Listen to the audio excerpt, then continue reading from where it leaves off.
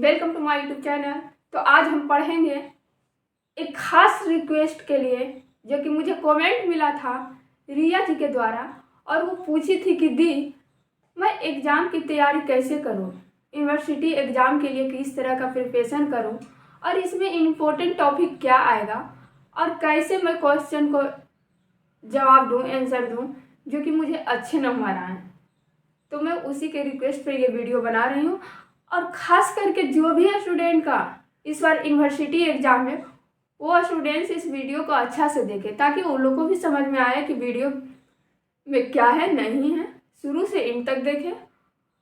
और मैं इस वीडियो में यही बताऊंगी कि किस प्रकार के क्वेश्चन आएगा और क्वेश्चन का आंसर कैसे लिखना है ताकि स्टूडेंट का अच्छा नंबर मिले।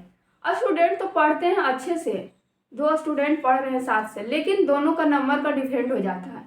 क्यों?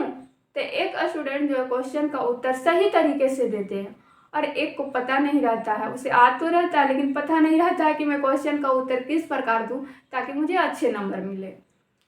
तो मैं ये वीडियो एक मेरी जूनियर है, सेम कॉलेज की है, रिया सिन्हा, उसी के रिक्वेस्ट पर मैं इस वीडियो को बना रही हूँ। और आप लोग को भी कोई टॉपिक में दिक्कत हो मुझे कमेंट करें, उस पर मैं वीडियो ज़रूर बनाऊँगी। तो आइए देखिए आप लोग जिसका यूनिवर्सिटी एग्ज़ाम है खासकर कि मैं क्वेश्चन को कैसे लिखूं जो कि मुझे सही नंबर मिले। तो आइए देखते हैं बोर्ड के माध्यम क्या कहता है। How to write perfect answer in exam, anatomy and physiology, क्योंकि मेडिकल स्टूडेंट है वो है और यही सब क्वेश्चन पूछा जाता है। तो इसी के आधार पर हम लाए हैं कि क्वेश्चन कैसे लिखें, यानी कि एग्जाम में उत्तर कैसे लिखें ताकि अच्छे अंक मिले। तो आइए हम आप लोग को बताते हैं क्या बोलता है। पहला नंबर जो है, कोई भी क्वेश्चन है उसका डिफिनेशन से शुरू करें। क्या करें? डिफिनेशन से शुरू करें, यानी परिभाषा से शुरू करें। अब डिफिनेशन ऐसा लिखें कि पूरा लंबा में भी नहीं लिखना है, ऐसा लिखना है एकदम शॉर्ट में लिखना है जो कि उसका परिभाषा जिस तरह का लिख रहे हैं हम उसका उत्तर सही से मिले। और ऐसा नहीं कि पूरा पैराग्राफ मतलब चेंज करना, नहीं, आप लोग को ऐसा लिखें, पॉइंट बाय पॉइंट डिफिनेशन भी दें, यानी इंट्रोडक्शन भी दें। उसके बाद डिफिनेशन के बाद क्या लिखना है देखिए, हम बोर्ड पे भी लिखें। डिफिनेशन परिभाषा से शुरू करें, हेडिंग सब हेडिंग शुरू करें, यानी कि इंट्रोडक्शन लिखें। उसके बाद उसका टाइप्स लिखे, पार्ट्स लिखे कि क्वेश्चन का टाइप्स क्या है और पार्ट्स क्या है। तो उसमें फिर क्या करना है, उसका फंक्शन लिखना है, यानी कि जैसे हम लिख रहे हैं ब्लड का, तो ब्लड का क्या लिखेंगे, पहले ब्लड का इंट्रोडक्शन देंगे और इंट्रोडक्शन भी हम क्या करेंगे, पॉइंट में लिखेंगे। फिर उसका टाइप्स या पार्ट्स लिखेंगे और क्या लिखेंगे कि ब्लड का फंक्शन क्या है।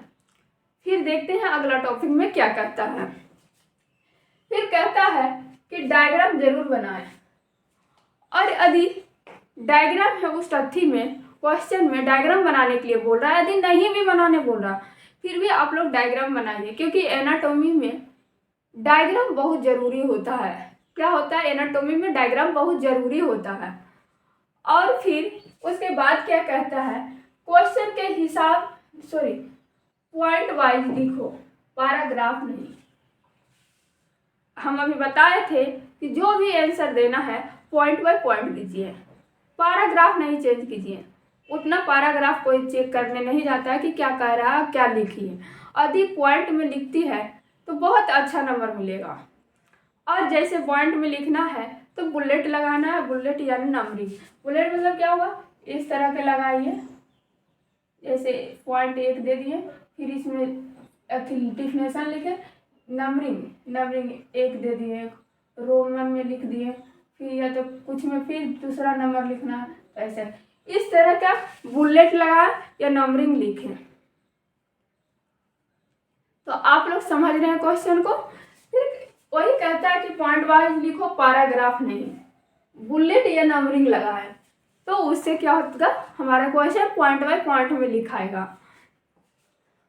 फिर कहता है क्वेश्चन के हिसाब से क्लियर और सटीक हेडिंग लिखो, मतलब जो क्वेश्चन में कह रहा है, जैसे कि ब्लड है तो ब्लड का क्या लिखे, उसका सही से क्वेश्चन का उत्तर देंगे। क्या देंगे? सही से उत्तर देंगे। जैसे कि हमको लिखना है ब्लड का, तो उसमें जो है आप स्केल से भी, जैसे ब्लड हो गया, इस तरह करके हम सही से इसका, जैसे पॉइंट 1 हो गया,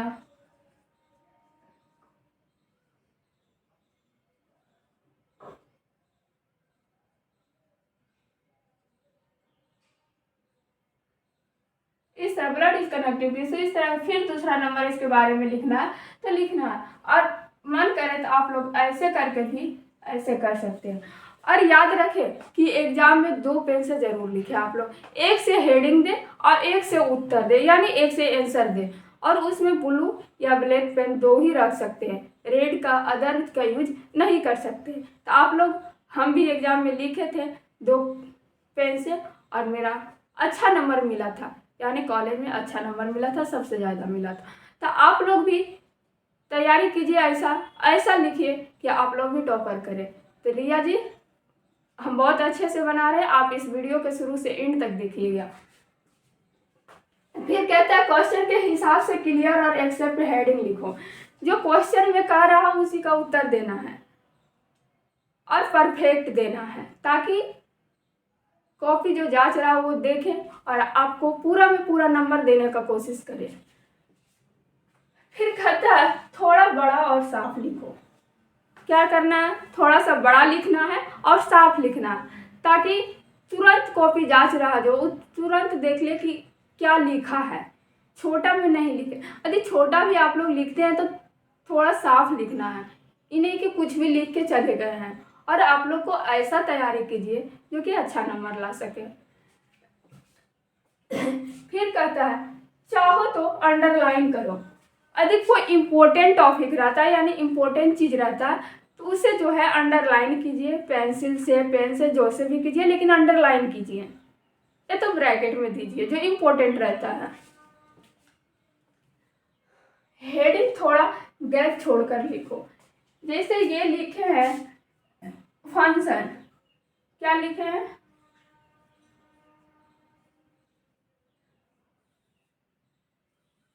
इस तरह हम किए, फिर यहाँ से हम फंक्शन शुरू करेंगे।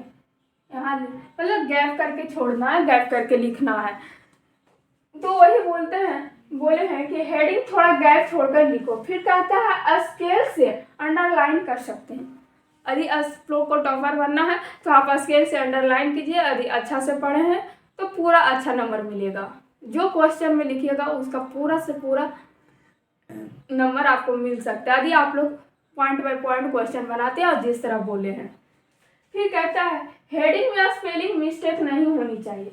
यदि हम जैसे ब्लड लिखे हैं और वो हेडिंग दिए कि ब्लड का हम मतलब डिफिनेशन दे रहे हैं और ब्लड का ही हम स्पेलिंग मिस्टेक कर दिए, तो वही जो है कॉपी जो जांच करता है वो समझ जाता है कि इस स्टूडेंट का क्या नॉलेज। इसीलिए आप लोग हेडिंग में ध्यान रखिएगा, गलती ना करें, मिस्टेक ना करें। फिर कहता है सेम स्टाइल हर आंसर में फॉलो करो।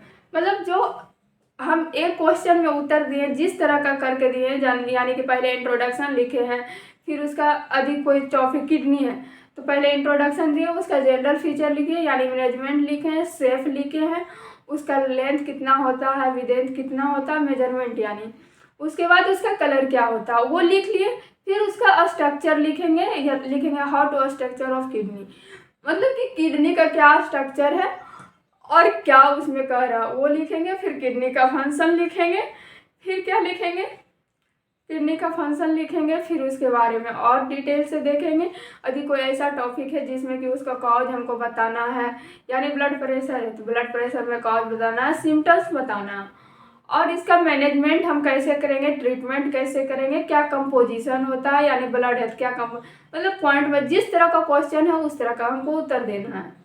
और सेम प्रक्रिया जो है हर क्वेश्चन में दीजिए, ताकि एग्जामिनर समझ जाए कि इस स्टूडेंट को नॉलेज है और ये कॉपी अच्छा लिखी है, तो नंबर आपको फुल दे देंगे।